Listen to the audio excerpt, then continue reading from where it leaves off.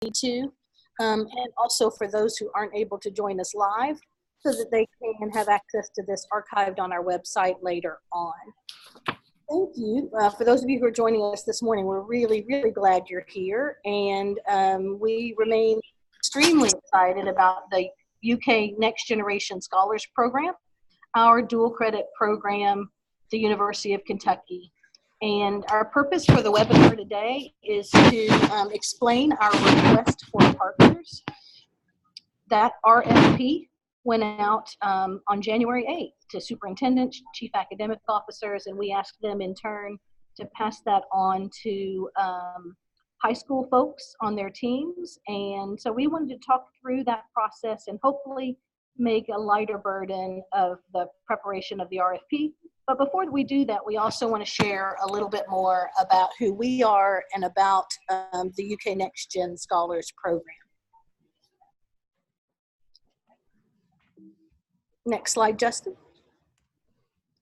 So you'll see we have our videos on, so you'll be able to see us. I'm hoping my sound quality is good. I'm out of town at the FETC conference in a big conference center, but so far so good. I'm Lou Young, the Executive Director of the UK Center for Next Generation Leadership and one of the co-directors of the Next Gen Scholars Program. Also with me is my colleague Justin Batham. I'll have him unmute and say hello and introduce himself this morning. Hello, everyone. I'm excited to see all of you again. Some familiar names over in our participants list. For those folks in the room that are participating, can I request that you put your name and district and role over in the chat, which should show up as an option for you at the bottom. Thanks, Justin. And also with us is our Associate Director for Student Outreach, Neoma Hagens-Flores. So, Nay, if you would unmute and say hello. Hi, everyone. Good morning. So excited to have you guys here with us. I'm excited to hear any comments or questions that you guys may have. Thank you. And super excited to introduce our newest team member coming to us all the way from Henry County, Georgia, an education innovator from the district level at Henry County Schools, where she was Director of Innovation, Karen Perry. So Karen, if you would unmute and say hello. Good morning. Happy to be with you here today. Happy to join the Next Gen team and happy to partner with districts across Kentucky to make dual credit available to students. Lou, I think Jenny's on as well. Yes, excellent. I wanted to make sure they got to put a face with the name. So Jenny Hawley, I just see her no photo there. So Jenny, you might just say hello. If you have video, you can turn that on as well.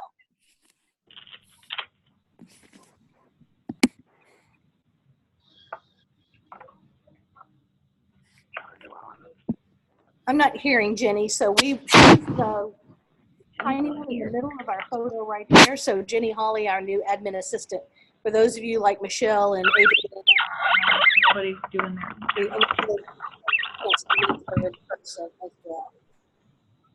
So we'll mute Jenny and then go on to the next slide, Justin, please. Working on muting away. So if you guys haven't seen the email, it went out to superintendents on the superintendent listserv on January the 8th. And it does have this brochure is attached. You need to take a look at that. We can get you copies of this brochure if you are interested in sharing this with others. But we, for the University of Kentucky, we know that many of you have been in dual credit agreements with other providers. University of Kentucky intentionally waited to step into dual credit until the dual credit environment in Kentucky had firmed up some. And we think that was a wise move, but we're really excited that they've asked us, the Center for Next Gen Leadership, to coordinate UK's dual credit program. And that's what this request for partners is all about. Next slide, Justin. So I want to jump in a little bit on why we are getting into this at this exact moment before we get into the details. Lots of good things. First, as you all are fully aware, we are facing the reality that fewer Kentucky kids are going to college these days. We are facing a poorly defined global economic future, and college has proven to be, over the years, a great way to participate in that economy, and we're hoping for that for more kids. For those that are going to college later, there's a big struggle between high school and college during that transition period. We hope that our dual credit program can smooth that transition. There's a shift in narratives that the University of Kentucky wants to weigh in on. There's been more and more talk of careers from high school to careers and skipping college. That from an economic standpoint is not usually a good decision. And so we want to make sure that college is an available opportunity to many more students, including students that in the past may not have seen themselves potentially as University of Kentucky students. Further, as you're fully aware, dual credit is expanding rapidly, but also dual credit is not equitably distributed in the state presently. And so our effort here is with equity in mind to try to bring some approaches to dual credit that we think can be more equitably deployed across the Commonwealth. So this approach of combining the good work that the Next Gen Network has been undertaking for the past 10 years in seeding more innovation and next gen learning out across the state of Kentucky, and combining it with the dual credit offering to high schools across the state is a novel approach. We are aware that this is not the typical approach for offering dual credit to high schools generally. In fact, we're not aware of anyone else who's doing something like this. But the reason for Next Gen to be connecting their good work with dual credit is because we believe that Next Gen learning experiences and a commitment to equity on the part of high school are the learning circumstances that better prepare students to be successful for college. So this is specifically connecting that work that has been underway for the past 10 years with the offering of dual credit to high school students, because we believe this is going to make them most successful at University of Kentucky and anywhere else they'd like to pursue. So it's really important as you guys talk with your superintendents to help them understand the slide that Karen just narrated, that this isn't like the dual credit that you are currently participating in with Moorhead or Murray or Midway or the Bluegrass Community and Technical College, Sky CTC, etc. And this in no way disparages the work that they've done. They've been pioneers to get dual credit really on track in Kentucky. But our UK model is very different. It is about a partnership. You have to be a member of the UK network, the UK Next Gen network, in order to be able to participate in dual credit at the University of Kentucky as this process unfolds.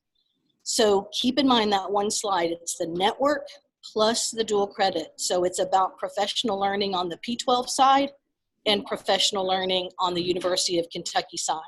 So what's in it for you? Because you will have a financial commitment to this process. So your superintendents need to know that right up front. But what's in it for you? And by participating in the network, for those of you like Michelle Hunt, I'll use Michelle from Fleming County as an example, and all of our other Next Gen partner districts, you will get seats at the annual Leadership Academy. Every one of your school teams will receive 5 leadership scholarships to the Leadership Academy every year, which includes 7 days of training. You will also receive professional development from our team to your teams for teachers. That includes your dual credit teachers, really focusing on deeper learning pedagogies like project-based learning and performance assessment. You'll get summer on-site support from our team, virtual support via these Zoom video conferences on an as-needed and ad hoc basis, as well as we'll be providing support for our UK dual credit teachers all along the way so that they are meeting the needs of their high school learners. We are also launching this summer for the first time in June, a statewide summer conference. You'll get lots of seats to that summer conference each year, and we will also be providing just-in-time, on-site and virtual coaching as needed and requested. And somebody like Michelle Hunt could tell you a little bit about how that works and how our team supports our next gen districts. So that's what the network partnership entails. And we'll talk in a few minutes about the fee for that, but that's the network side of the equation. I know a lot of you like Rex probably are thinking, okay, what's the dual credit side of things? We're going to get there in just a second as well, but we wanted to make sure you saw the coordination between the two prongs, the partnership and dual credit. So then on to the dual credit program itself. This dual credit program, we're called the UK Next Generation Scholarship for UK Next Generation Scholars. You can sort of see how that lingo works on our part. We are participating in the statewide dual credit program that has been out there for the last couple of years, meaning for this academic year, it's $58 per credit, and the other rules apply, such as no fees. For a UK credit for this year, that represents a $443 savings per credit. And so as a student takes one class, that's thousands in savings. As they take multiple classes, there's potentially $10,000+ worth of savings off of full UK tuition in this model available to the partner school sites. From a student selection standpoint, we are also doing things slightly differently. We only want to participate with juniors and seniors at the high school level, and following the CPE guidance around the 2.5 minimum GPA. However, for the right students, we really want to work closely with our partner sites to not have to rely on a standardized test score assessment to be the indicator of whether or not this student is ready. We really want to work closely with our high school guidance counselors and staff to try to jointly determine which students are ready for which opportunities. For those students that are in the dual credit program, we are offering a maximum of 10 courses. We would not expect most students to do 10 courses, but that the absolute fastest moving student that does the absolute most dual credit would be capped at 10 UK courses. Those UK courses are generally aligned to the UK core. It's a lot of sort of generals, but also we're adding in some courses that are unique and that are not potentially available at other institutions.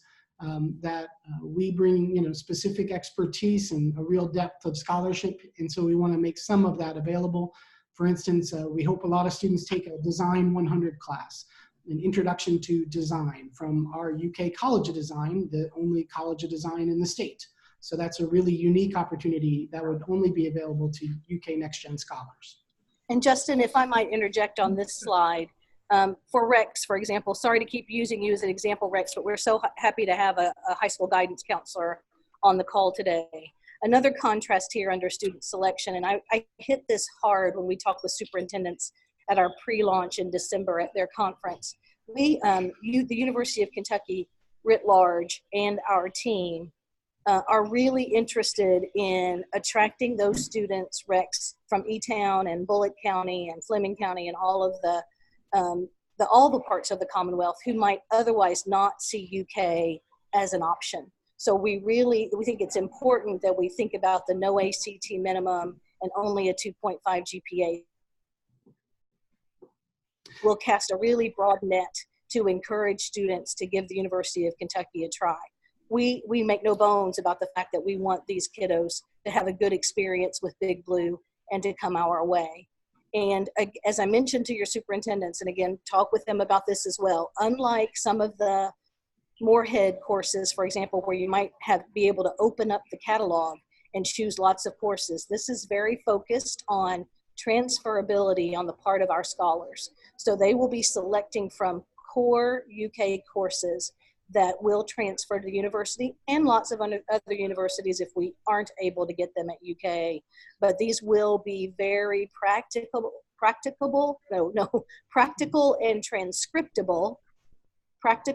transcriptable courses that our students will take when they matriculate onto the university. Thanks, Justin. Sorry to interrupt. Yeah, no worries. And as folks have questions, feel free to use the chat feature at the bottom. We're also saving time at the end, of course, for questions, but as those arise, don't be afraid to put them over into the chat. And welcome Susie Burkhart from Shelby County as well.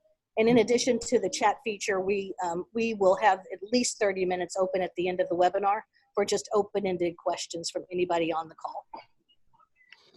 Okay, so also quickly, we intend to bring a bit of a new approach to implementing the class in most of our courses. May not be every single course that we offer in the dual credit model, but for many of our courses, including History 109 that's running this spring in Paris Independent and Marshall County, we have our best History 109 teacher at the university, actually, our top expert on American history post-Civil War, is the instructor for the dual credit course. She is working with high school teachers in Marshall County and Paris Independent. And as we grow, we will add additional sort of implementation sites to implement a robust version of American history post-Civil War, History 109, to the students at these locations. And what this means in practice is that the UK faculty member is creating the syllabi, creating the Canvas shell, developing the assignments, leading a lot of the lecture here on Zoom. This is one of the platforms we'll use. But also some of the time, the teacher on site is helping to fill in additional details, helping to lead work on an assignment, helping to provide one-on-one coaching, maybe taking some first passes at assessment. Those kinds of roles for the high school history teacher that is on site. What's unique about this approach is we will definitely want to work with as many dual credit certified teachers as are available in your high schools, but because the instructor of this course is a UK instructor, the traditional UK instructor, we are able to work in this model with additional teachers that are not dual credit certified.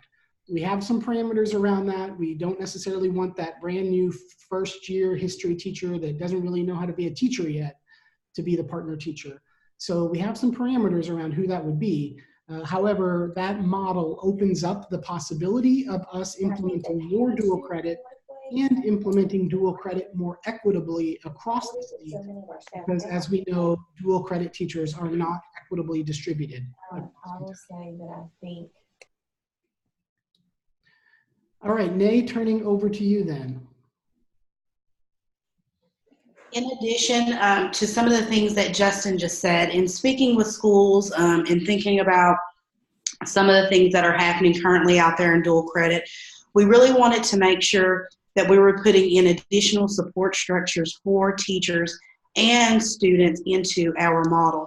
So we really want to develop and are working to develop a student support system that is really robust and that is really focused on helping students reach their post-secondary goals and dreams. So we will be monitoring the progress of students, both UK faculty, the high school collaborating teacher, and myself will be working on progress monitoring with each of the students.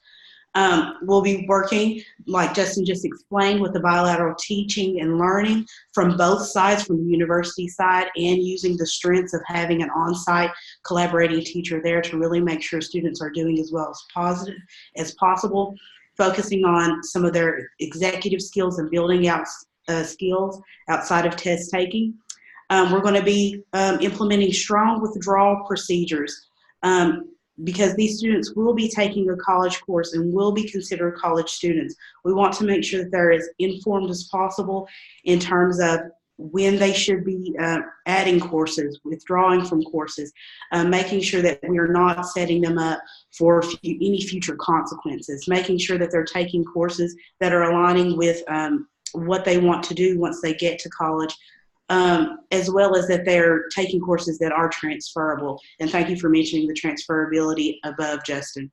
We're also going to be doing online coaching and learning with students outside of their courses. So I'll be reaching out to students, developing platforms where students can get college coaching and support systems built in for their online learning. We also have a student handbook that outlines everything for our students, their expectations, their roles, who they should contact, and other resources for them. And it's available on our website for students. Also, I come and I do an orientation with the students, and they receive a paper copy of that as well when I come out to see them. So Rex, you can see that having somebody like Neoma on our team, who is your right-hand person, go-to person, liaison for UK, would be a really helpful feature, having been a high school assistant principal myself. Knowing the right people and those connections, I think, are going to be really important as our model unfolds. Yeah, our job at UK, at NextGen here at UK, is we do understand schools. We work intimately with schools. We want to be that communication pathway to smooth the process for all parties involved so that everyone is sort of having a good experience in dual credit. And Neoma, from a student services standpoint, is definitely the lead person on that. So I think this is me, right, Justin? I think so. Yeah, so this, again, one of those things that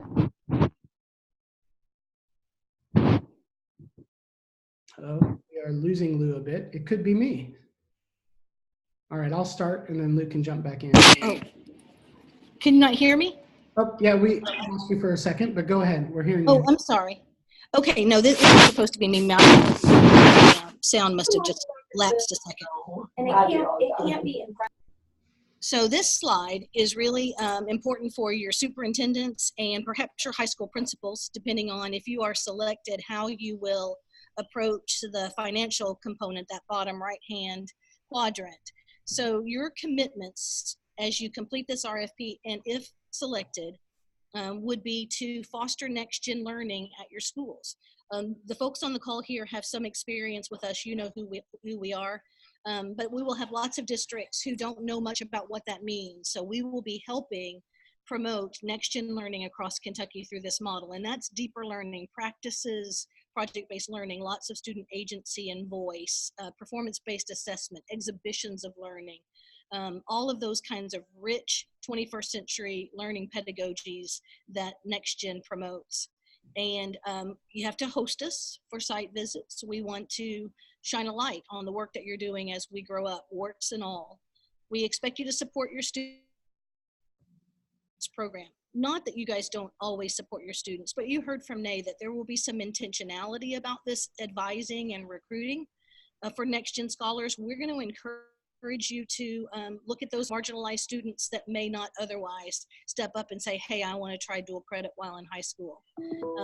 These students will need support via one-to-one technologies and electronic resources, both at school and at home. So while you may not be a one-to-one environment at your school yet, we want to make sure these students have the electronic resources that they will need to be digital environment. And we also will be looking for the professional collaboration that I touched on earlier. That's what the fee is all about. And again, I'm happy to talk with your superintendent about that as well. He or she will work with your high schools and school-based decision-making councils to determine how this all works. But financially, to be really clear, the expectation on the part of this model for the University of Kentucky is that students who are eligible for free and or reduced meals would not pay the per credit hour fee. Instead, the district and or high school would need to ensure that students receive these courses tuition free. Now we know that the state is providing 2 of those courses. It'll be up to you guys to determine how many courses are available to your students, but at no cost to students who are eligible for free and or reduced meals. And then there will also be the NextGen network fee. Let your superintendents know that in the packet there is a memorandum of understanding that describes what those fees might look like. We're going to touch on those again in just a second. So then transitioning a little bit to this RFP. So we have requested partners. That's the document that went out and we circulated to superintendents, and it's hopefully wound up on your desk. If not, it's available on our dual credit website. Here in the webinar, just wanted to briefly highlight sort of the things we're looking for in partner schools. So the first real section of the RFP document and all this information that I'm going over right now can be found on pages 9 through 13 of the RFP document. These really, that section really lays out the qualities of next-gen schools that we believe are the qualities that better prepare students, best prepare students for success in life and college and career. These are really the core learning structures that we believe are most important. First of all, we are looking to partner with schools who have a clearly articulated profile of a graduate that includes graduate competencies. So what are those things that you want your students to know and be able to do? And how are you aligning the student learning experience with helping students master those competencies? So for example, if your school has identified you want students to be excellent collaborators by the time they graduate, what are the elements of the learning experience that line up with helping students be better collaborators? And what's the evidence of that? So we're looking for schools who have clear profile of a graduate articulated. Next, we're looking for schools who are committed to deeper learning pedagogies.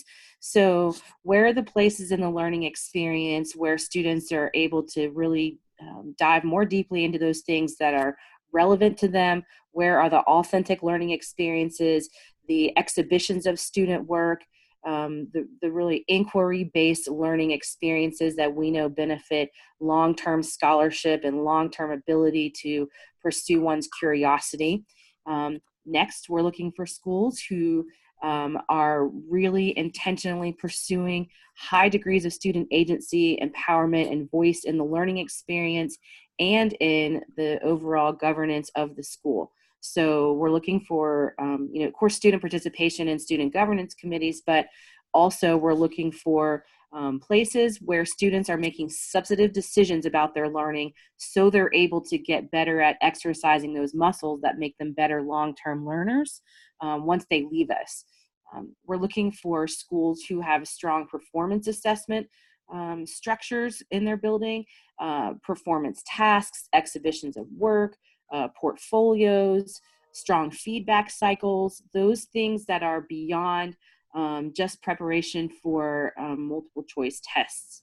And last, we're looking for schools who have an established, strong professional teaching culture. So what are the ways that teachers are able to exercise agency and voice in their own professional learning? What are the structures that allow for collaboration between teachers, feedback cycles, coaching cycles?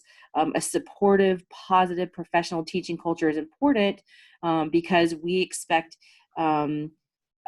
schools to have established that so that we can help partner with you and bring some network expertise and learn alongside of you as you're joining the network of Next Gen Learning as well. So those are the qualities of schools that we're looking for. There's a lot more information and reading and additional examples of those things in the RFP document itself. But I just briefly wanted to touch on those things because those are really the next gen learning structures that we're looking for in partners. And as Lou said, we don't expect everyone to be perfect at all of those things, but we do expect schools to be intentionally pursuing them. So then shifting briefly to the second part of the RFP, we at the University of Kentucky really are passionate about helping schools build more opportunity into the learner experience of school. And so as we want to work with you to sort of upgrade the school into next gen learning practices, we're also asking our partner schools to focus on a culturally relevant, community-focused curriculum to reduce the barriers of access and inclusivity, to reduce some of the historic tracking structures that exist in schools that sort of track some students away from college.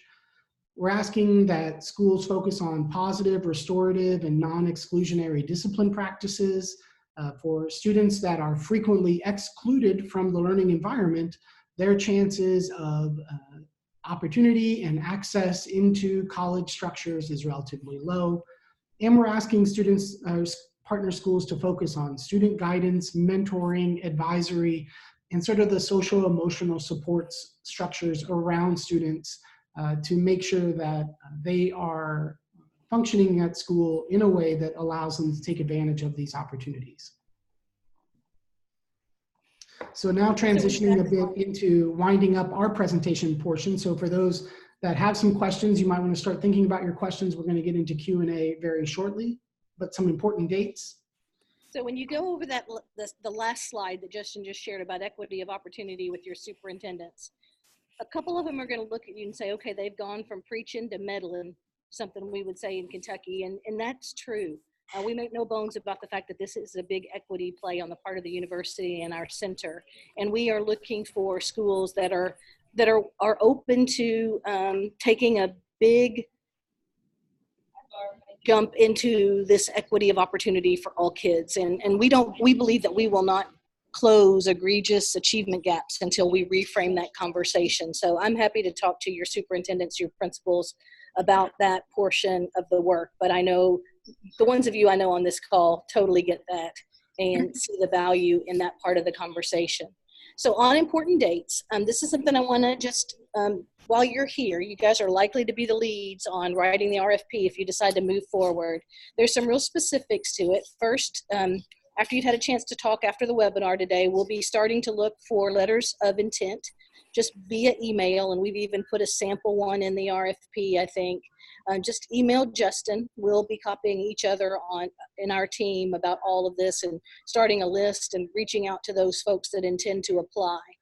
But Karen reiterated what I mentioned earlier. Don't worry when you see those next to the last and last slide about the deeper learning structures and equity of opportunity. If you're not there yet, we understand that we are all on a journey. Some of our highest flying districts are on this call. You guys are much further along than others across the state will be as they listen to this webinar later. So we are just gauging and asking you to reflect on where you are in these processes. So please keep that in mind and don't let our high expectations deter you from entering into this competition for partners. Also keep in mind that one of the things our team has committed to is that while we will only be able to select a small number of partner high schools for 2020, 2021, we will be working with those of you who express an interest to move forward with this work at another year down the road. So keep that in mind, please, and don't be deterred.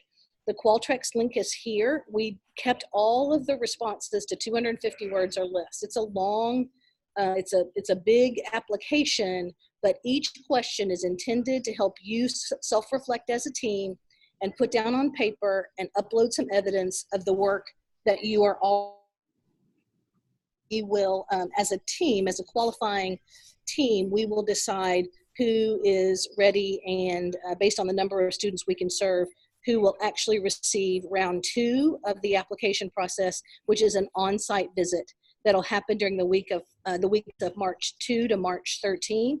And we'll come in, talk to you about your application. You will be notified at that point that you are a top qualifying school, and then we will work to kind of determine the selected schools from that process. Everyone will know by Monday, March 16th.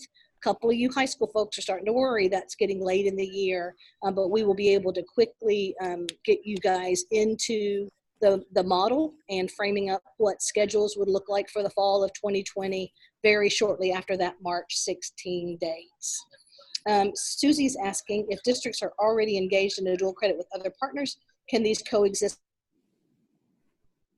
Absolutely, Susie. It is not our intent that you would be exclusively dating the University of Kentucky. We want these kids to date us and fall in love with us and come to our campus, but we understand that there will be, you have a lot of different needs, just like when kids are on the market for a post-secondary institution. So we will not be expecting exclusivity, and we know our model is an odd duck. It is a novel approach, and there will likely be schools when you go back and you talk to your high schools about this, they may say, you know what, we're happy with our dual credit arrangement. We aren't ready to jump into this model with UK. So we completely understand that. So anyway, all of these dates are outlined in the RFP process, but if you have questions after the webinar, we will be putting together an FAQ. I may be jumping on somebody else's slide here, but we're capturing your all's questions from today, like Susie's as well. And then Rex is asking, are there other fees for textbooks for particular courses or online programs possibly? And the answer to that is yes. UK is a Research One university with strong departmental autonomy, And so the courses that your students will be taking are the exact same courses that our students, freshmen and sophomores at the University of Kentucky, are taking. So they will have to have those online materials. Now we are finding that more and more resources are available digitally and the prices are coming down. But just like with your other dual credit models, you will have to work through some of those things. And then I'm gonna finish the slides and then come back to Susie's question about AP. We'll pick up with those questions in just a second. So just as a reminder here, that's a two-part qualifying process.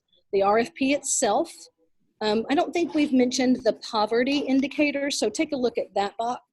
Again, making no bones about the fact that we're after a diverse group of students who would come to the university. There is a 10-point add-on related to your free and reduced lunch population at your school. It simply takes the total number. If you're an 82.3% eligibility for free and reduced meals at your school, then you're going to get 8 points in that poverty indicator, which would give you an advantage over a school that perhaps is at the low 40s, for example. If you have questions about that, let us know. Once you make it to the top qualifying through round 1 at the RFP, as I mentioned, we'll be doing site visits at your school. We will schedule those in advance, of course, what works for your leadership team. And that will look like some student focus groups where we have a chat with the kiddos at your school, some classroom visits, and then an interview with your RFP team. Almost finished. Nay, So I think it's Nay, yeah. Hey, I think you're muted. I was unmuted. Sorry, guys.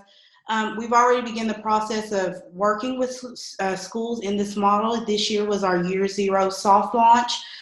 And so this year we've already picked up the partners of STEAM Academy, Marshall County High School, Elkhorn Crossing and Scott County Schools, and then also a Paris Independent. So what you see in the middle is a picture of some of our students at Paris Independent. I've already been out to each of the schools, met with each of the students, and with the collaborating teachers and staff and supports there. So we are off and running, and we hope to see a lot of you guys off and running with us starting in the fall as well. And then, last, before we get to questions here, I just want to quickly iterate that we are here to help you. We really mean it when we say we're looking for partners, and partners are helpful to each other. So by way of being helpful, we have a couple of resources that may help you through the RFP process. But of course, please do send us emails and ask any questions that you want. First, this webinar, of course, being an opportunity to ask questions, this will be posted and recorded on the dual credit website, so it will be available later on. The RFP document itself is intended to be a resource where you can learn more about, especially the next gen and the equity elements. There are just tons of resources in the RFP document itself. We have an example of an MOU from one of our existing partners there for you to see what the commitment is. There's a whole dual credit website that is available that has all of these resources listed on it. We are committed to having a running frequently asked question document on the website. So as all these questions are coming up in the chat and then throughout the entire process, we're going to keep updating that frequently asked questions document. And then of course, email us with your questions. So we want to help you. Please don't wonder how to proceed through this process. We want to help you do that. And so as Lou said, if a school is applying and is not selected this year, we hope that answer will be not no, but not yet for you, so that you could reapply the next year to be part of the round 2. All right, thank you, Karen. Let's take a look at your questions. I'm just going to start at the top of the list and go down, and then we can open mic if you're not ready to text or to type these into the chat. We'll definitely have time for that as well. So Ryan and Michelle both ask about fees. And the answer to that is that the way Michelle put it is exactly right. Districts and high schools will need to prepare a budget for this program, just like you do with your dual credit programs right now. That includes the $58 per credit hour, whatever that fee is set up by the Council for Post-Secondary Education for next year, by the way, but you can certainly estimate it on $58 per credit hour. The number of students that are eligible for the courses and sign up to take them, as well as some fees and potential costs of textbooks. So, and you could do what you're doing now with textbook rental fees at the high school. You haven't received any textbook money K-12 since 2008 anyway, so you're used to setting aside those kinds of resources. But we do know that the college expenses are often high. So yes, you would need a budget for those purposes as well, not unlike what you're doing with your other dual credit providers. How many students? That's a great question. We as a team have been working with the provost's office, and we have kind of some target numbers about how we want to grow over time in terms of how many dual credit high school students we can serve in how many sections. So if we divide those into full-time student equivalents, we can start saying, okay, we're serving X number of high school students per semester at the university. We're still working on all of those metrics, and frankly, we won't know how many schools will actually accept in the qualifying process until we see how many students you anticipate might enroll. So one of the top questions in the RFP you'll see is, how many kiddos might we expect from your schools in our courses? So that's a little fluid right now until we see how many people actually apply. Is there a maximum number? Yes, the university has been very prudent about how they're growing this program, and they're not going to let us get too big too fast, nor do we want to do that. This is about capacity building all around. Susie asks one of those age-old questions. I'm going to take a quick stab at it and then let Justin chime in. He's our higher ed expert on the team, but the question is, do you see a difference between students who secure college credit through AP versus dual credit? And we see big differences there, Susie, in terms of how successful students are when they come to the university. We are not AP haters, and we believe that Kentucky has done a better job than most when it comes to access to advanced placement courses, taking away the gates that keeps some students of color and students of poverty out of AP courses. We believe that's another one of those programs that can easily coexist with ours.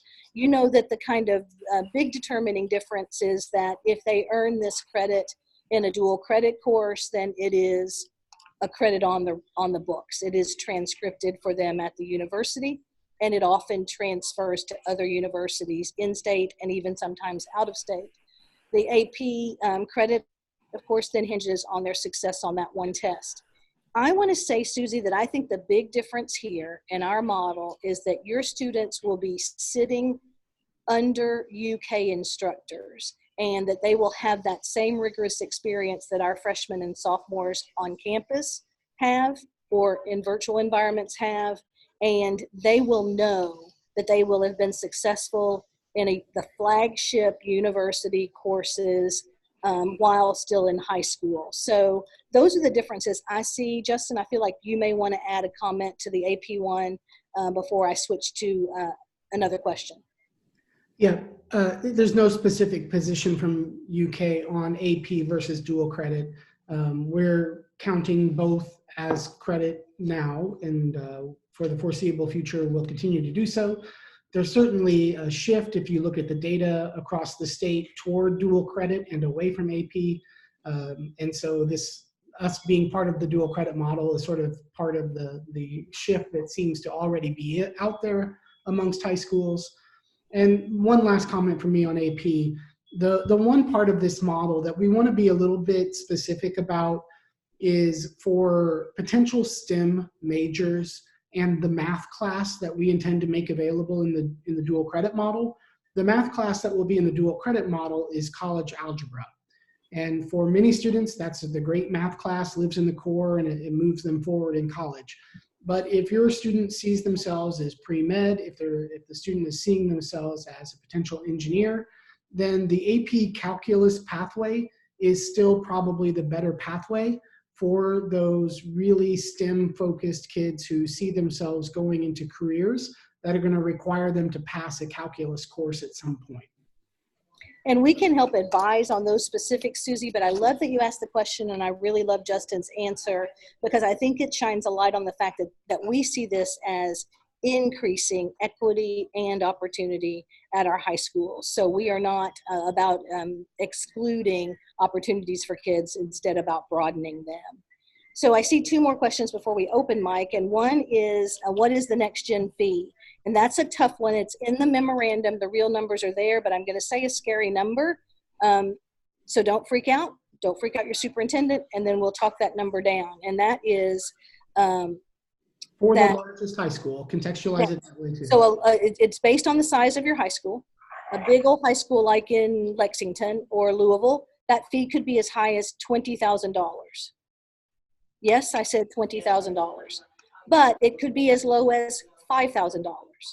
So what am I thinking? Or lower? No, that's the low end. So what we have is a ceiling and a floor, and we are looking for in-kind contributions to a network. We're totally serious, you guys, about this being a network. Fleming County Schools contributes to our network all the time. Shelby County Schools contributes significantly to our network all the time.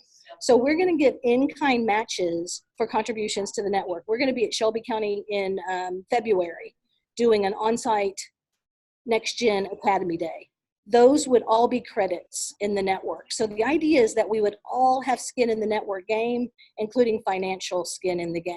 So you would see a top price in the memorandum, and then you would work your way down from that by contributing. What those contributions might be is you guys present to next year's round of applicants and tell them about your experiences in year one. You guys present at Next Gen conferences. Fleming County does that all the time. Shelby County does that all the time. You guys offer us a place. If we want to come down to the E-Town region and meet in Elizabethtown, you guys offer us a site.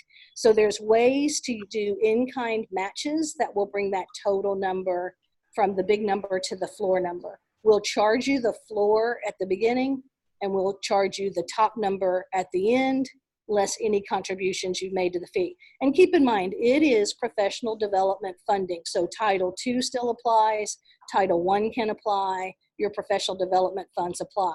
You're not giving us money to run dual credit, you're giving us the network fee to provide professional learning. Remember the slide that has the two hexagons. It's two parts of a whole for those who are participants. And let me remind you too, you can't be in the dual credit model if you're not in the network model. It is a combination approach to learning. And then we have the question about the individual high schools or district. And Susan, we've talked about this a lot.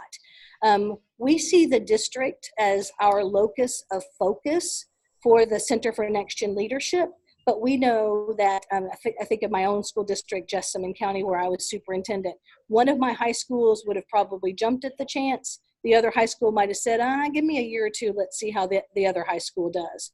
So we, for the purposes of the dual credit model, it is a high school application. We do expect teams, multi-high school teams though. We know of a couple of districts that will be applying for all of their high schools, but that's a local decision in that regard. If you are applying for more than one high school in your district, however, we need 2 proposals, Susie, because it will be judged on the basis of the number of schools that your district would, the number of students that your high schools would provide to the model. Think about as we deal with Fayette and Jefferson, for example. So if you have questions now, I think we've exhausted or we've covered the chat questions. Feel free to continue putting them in the chat. If you don't want to unmute, or if you're driving, for example, no, you can't do it in the chat if you're driving, but feel free to unmute your mic, and we'll take other questions now that you're on the call. Yeah, or discussion too. I mean, we have about 10 minutes left in what we've scheduled for the webinar. Oh, good point. It doesn't have to be questions. You can push back a little. That's okay too. Exactly, that is okay, especially because there's already a lot of Next Gen districts represented in the room. And so a lot of this is probably not that much of a shock to you on who Next Gen is. And so we're open to conversation and feedback on those points. Let me catch one from Rex as people get to unmute and jump in the conversation. There was one around the fees for free and reduced lunch students? And the answer to that would be yes. It is a little bit of a course by course thing in terms of if there are, and not fees, but books. I think we talked about that earlier. And that's sort of a traditional higher education course thing. And at STEAM Academy in the past, the way we had dealt with that was we bought sort of a set of course books, and then the books stayed with the course instead of the students taking those books home. So for instance, History 109 is running right now, and there's 3 small sort of paperback books for the course. Paris Independent will keep those books and use those for the next version of History 109. And so the answer to that is yes, but schools have historically found strategic ways to minimize that cost, and we would be completely open to you guys doing those things in this model as well. And I think most of the high schools that I've worked with dual credit over the years have been doing that. So you have an inventory of books. Your kids aren't going to want to keep them anyway. So you can begin developing your own library, lending library for those kinds of things. That's a great point, Justin. And then M. Setters has asked, if we have 3 high schools apply, can all 3 high schools be chosen? Yes. Will they be chosen? We don't know. That's part of the qualifying process, but we do not intend to exclude to only 1 high school per district. Again, we think in some ways that multiple high schools in a district give us a lot to learn from as we grow forward. There are only 21 of Kentucky's 173 school districts that have more than 1 high school, but those, and most of them have 2. But you know, those top 5 down to the level of Warren County, for example, have multiple high schools. So we're interested in a variety of selections there. To the follow-up question about districts applying as a district for multiple high schools, we really would like a high school application and part of the high school leadership team to be involved in that application. You know, we've worked enough with Next Gen districts to know a lot of times there is a real desire to move at the district office level, but not yet full buy-in at the high school team level. And so that may be where these schools are at. I really have no idea, but we want the high school team to at least be participating in this process so that they have some ownership and buy-in in terms of not just how the UK dual credit courses get rolled out, but also when they're coming to the Leadership Academy, they're coming with real intent and purpose to try to make some positive changes at their high school. Justin, I'm also But frankly, to make light work of it, to M. Setters, your answers can be the same. The answers can be the same for the, if I think about Jefferson County, for example, and the backpack, then a lot of the answers around performance assessment are going to rely on what you guys are doing around the backpack for success skills. So that's okay. Just customize the specific high school examples for those individual schools so that we know they too buy into the model. I'm also going to add that separate applications for each of the schools, while you may be in the same district, each school has its own identity and its own things that it's doing exceptionally well, and that we want to be able to see those in the application, to be able to see what each school's strong points are, what we can learn from each of those different schools, to see them sort of as their individual bodies as well. So it gives us a good window and a good peek into what's happening in the school and what the identity of that school is. All right, we still have about 5 more minutes. What other questions might you have?